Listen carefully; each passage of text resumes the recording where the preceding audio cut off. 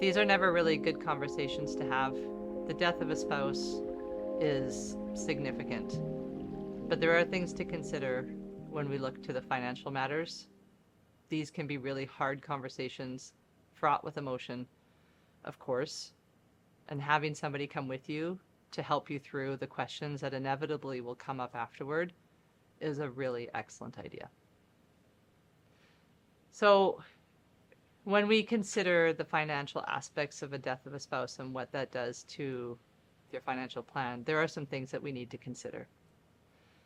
When we're looking at a pension, for example, you and your spouse, you chose what beneficiary designation you were going to have and what pensionable transfer option you were going to have. So we need to take a look at that. We also need to take a look at the taxes because that's a big thing. Your income will be different, and we need to make sure that you're not unpleasantly surprised by taxes later on. It's also important to just think about the income flow. There is going to be an aspect of the income that isn't present for right now.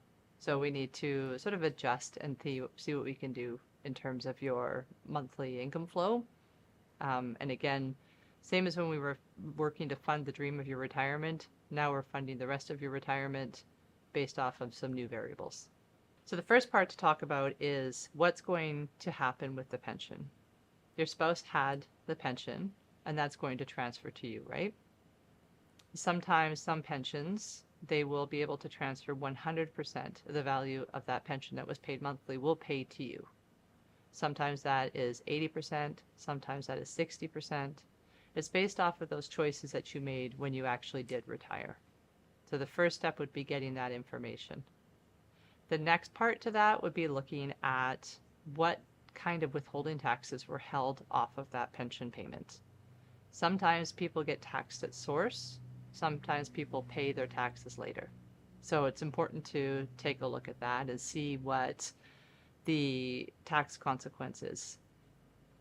The other part to consider is the reduction of income that we might see when we consider sort of the OAS that doesn't transfer over.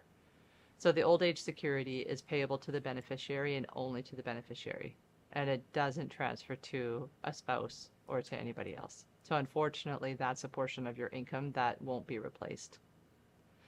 When we consider the Canada Pension Plan, there is a survivor benefit portion to the Canada Pension Plan, and that's based off of a formula and whether you're already collecting the Canada Pension Plan your own self. So that's something that we need to sit down and take a look at, but that is a formula that we can work with, and we know what the maximum amount will be per year that you could collect from that too.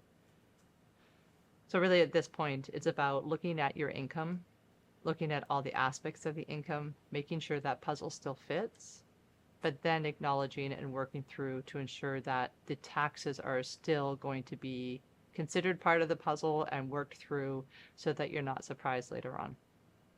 One of the most common things I see is the year after as a tax surprise, which we don't ever want to see. Suddenly, as somebody's starting to come out of the fog, is the year-end surprise of unexpected taxes.